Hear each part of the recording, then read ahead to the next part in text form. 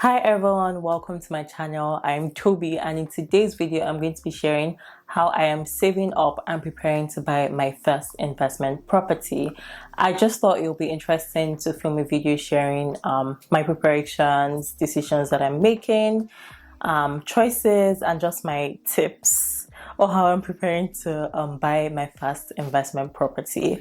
I feel like a lot of videos that I have seen are videos of people post purchase, and I feel like yeah, it's very different from when you're actually in that pre-purchase phase, especially when you're even like early in the pre-purchase phase where you're trying to actually just save for a down payment. And I know that the process of jumping into real estate as a newbie can be daunting, especially for people who literally have no guidance. So a little bit of background: I've been wanting to invest in real estate for a while now. I believe it's a great way to diversify my income and build long-term wealth. I just haven't been able to yet, and I'll share reasons why in a future video. There are ways that I am preparing myself financially for this. And under this, the first aspect is regarding saving up for a down payment. One tip that I'll give you is to actually find ways to increase your income. This could be getting a new job, getting a side gig, or doing or just finding a way to actually increase your income, because this would really determine how much you can qualify for, and it could help you save for your down payments faster if you want to. I also know what I can qualify for. So you can use online calculators to do this. RateHub has an online calculator for this, and there are other organizations that have online calculators for this. You could also talk to a mortgage specialist, which is what I'll actually recommend you to do. But if you're not able to, then you can use the online calculator and just use it as an estimate. So know how much you can actually qualify for, and then you know how much you need to save up for your down payments. I also suggest that you save more than that, add buffer for it, because there are a lot of things that come into play for your closing costs, like lawyer fees and just so many things that will come up when it's actually time to close for your property.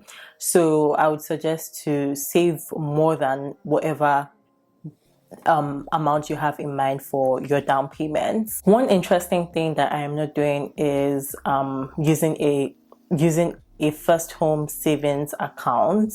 I know there has been a lot of buzz around the FHSA account, but I'm not using it to save for my down payments, because I know that personally I want to have multiple rental properties, and I would have multiple rental properties before I actually buy my first home. I don't see myself buying my first home as a principal residence anytime soon, and that's literally what the account is for. So I am not using the account. There are other ways that you can actually save for this. You could use your TFSA accounts if you want.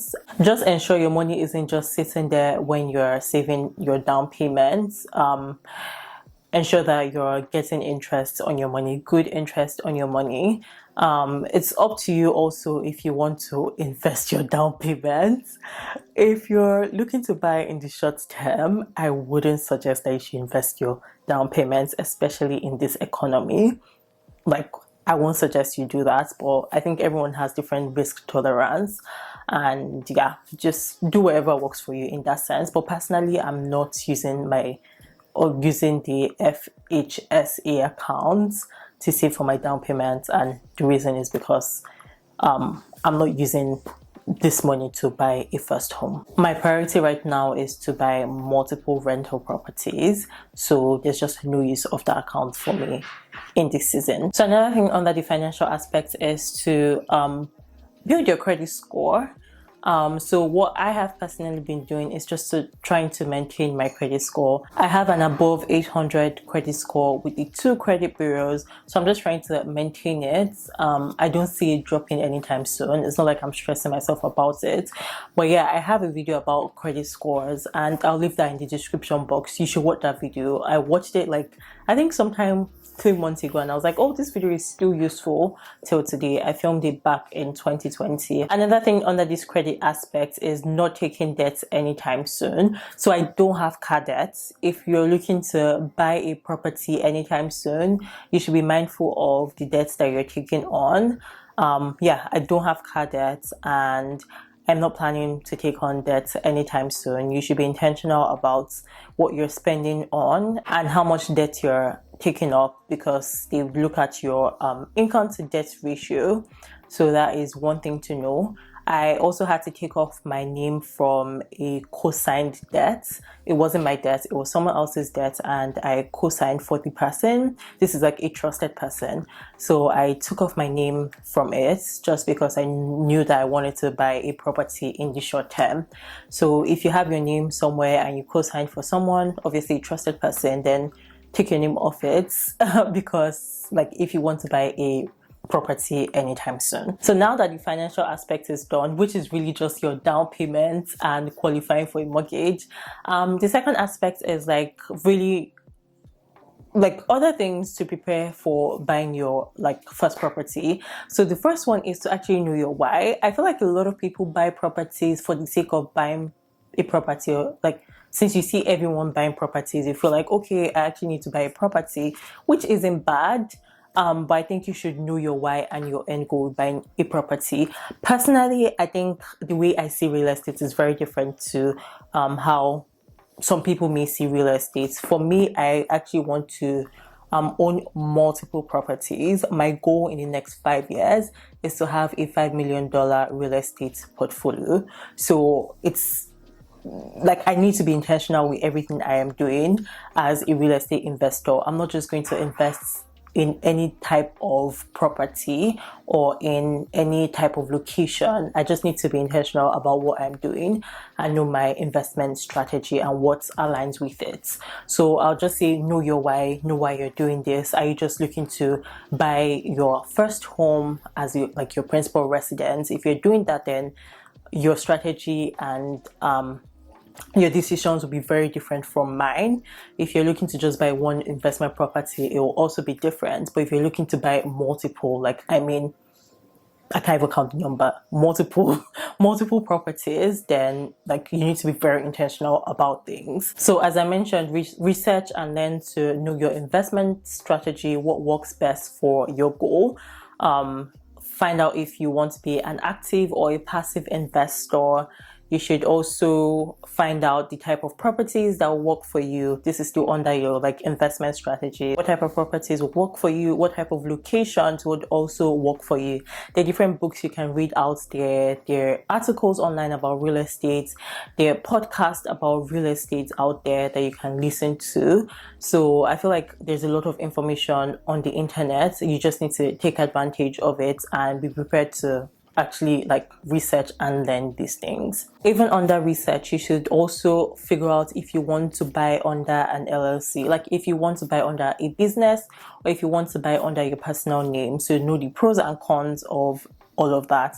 Also know the pros and cons of your investment strategy, of the type of properties that you want to buy. From your research, when it comes to the location for your property, if you know that you might have to invest out of town, then perhaps you should start building a network with the locals in whatever area it is. So start building a team there, like contractors. You could also find like actual property sources, especially if you want to lean more on the passive side. If you are really busy at work and you have other things going on, you might not want to be traveling like 2 hours, 3 hours, 4 hours every time that there's a potential property. You need to spend time learning about real estate and try not to go in blindly. I think, yeah, there's some cases where you can go in blindly and you might be fine, but for someone like me with my end goal, obviously there are mistakes that will happen, but I need to be intentional about the things that are within my control, which can be solved from research, especially if you still have the time now. It's not like you're buying a property like this month or next week. Then you should just take the time that you have to actually research and know what works for you. But yeah, I hope you enjoyed this video. This was just like a high level summary of things that I am doing to prepare myself for like buying my first investment property. And I just wanted to share, so if you have like a goal of buying an investment property, you can just know what I am doing right now and use it to kind of spark ideas and like start doing some type of work towards it, because I feel like a lot of times people just dwell on the down payments, but there are other ways that you can or other things you can do to actually take little actions to reach that major goal of buying the property. There are little action steps you can take, and yeah, you can start doing all of these. You can just literally order a book now, listen to a real estate podcast now. Just do all of these to achieve your goal. Please don't forget to smash that like button for me so I know that you enjoyed this video. Like, I really appreciate it. Don't forget to hit the subscribe button, leave comments, share this video. I'm sure you have friends or family members who want to buy properties, whether it's like their primary residence or investment properties. Share this video with them, share this video on your socials, and I'll see you in my next video. Bye.